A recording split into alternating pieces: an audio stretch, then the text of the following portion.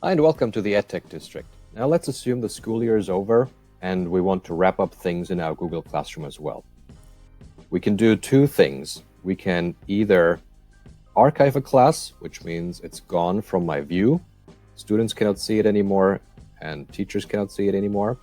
Or I can copy the entire class, including the assignments, but not the rosters for next year.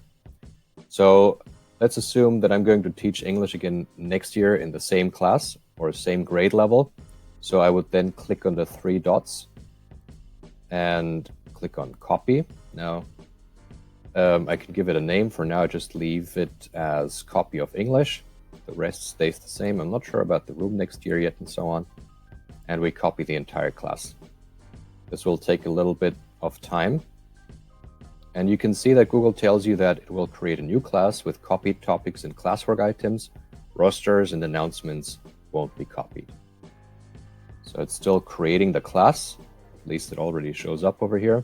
And once it's done, I want to show you what this whole thing looks like, because that's a very neat feature when you want to save time to set up your class for next year. So let's go ahead, click on our copy of English. It asks you to generate a Meet link. We'll leave that for now. Don't need that now. So you can see all the announcements that we had in our English classroom are gone.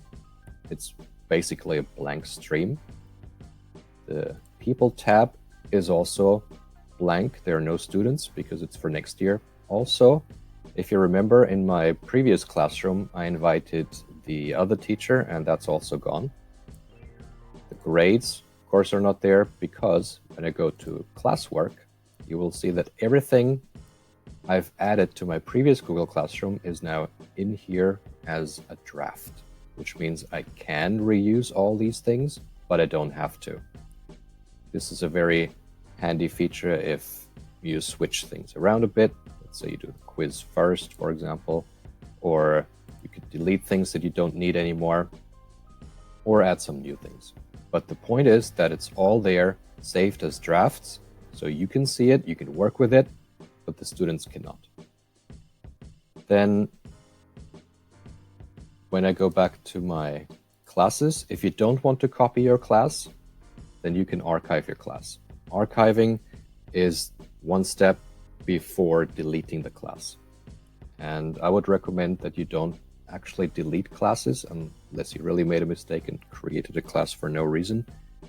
It's always better to just archive the class, because you never know if you want to go back and maybe see what happened, or if you want to reuse some material.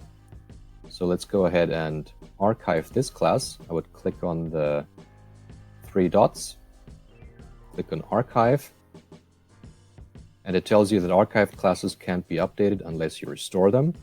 The class will move to your archived classes. Class files will remain in Google Drive. I'm going to show you in a second what that means. For now, we click on archive. Again, this will take a little bit. Now you can see that this class is gone from my dashboard. However, you might be wondering, where is that archived class section? When you click on the hamburger button in the top left-hand corner, there's a section that says archived classes. When I click on that, you will see all these archived classes that I put there. And archived classes have that stripe pattern, so you can immediately see it's an archived class. If you really wanted to delete this one right now, let's say I want to delete this because it's a duplicate, I click on the three dots, and now I can delete this. Google also tells you that you cannot undo this action, but class files will still remain in Google Drive. So let's go ahead and delete this. And it takes a few seconds, and now it will be gone forever. You cannot restore this class. If you change your mind, let's say I haven't deleted this one yet, it's still in my archived classes, I can click on the three dots and I can restore it. And then again, when I do, there are no archived classes. When I go back to my classes, here is my copy of English back. Now, what does it mean when Google says the files will still be available in my Google Drive? Let's go ahead, go to our Google Drive. What you have to know is that when you create a Google Classroom, then Google will automatically create a folder called Classroom right here in your Google Drive, and it will store all the materials that you upload to the class, all the assignments that your students hand in, all the templates that you do. It will store everything in here. And the folder structure depends on the classes that you have.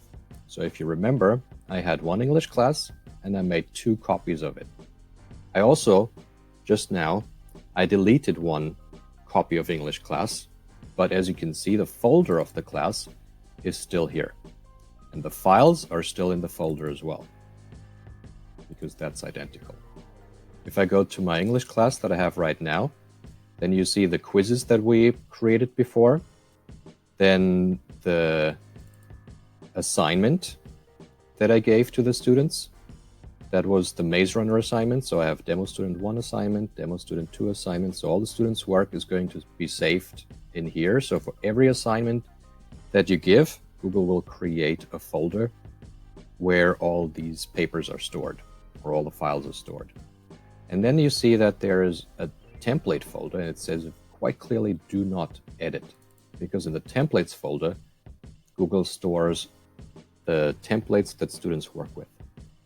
If you remember in the assignment that I gave, I wanted to have a copy for each student, which means I used the Google Doc as a template, and this template is in the templates folder. That's why you shouldn't edit anything. So don't be alarmed if suddenly in your drive there's a classroom folder that you didn't create. It was created automatically by Google. So as you can see, even if you delete a class in your Google Classroom, the files of that class will still be in your Classroom folder, so you don't actually lose anything. So now that the school year is over, well, enjoy your holiday. Thanks for watching.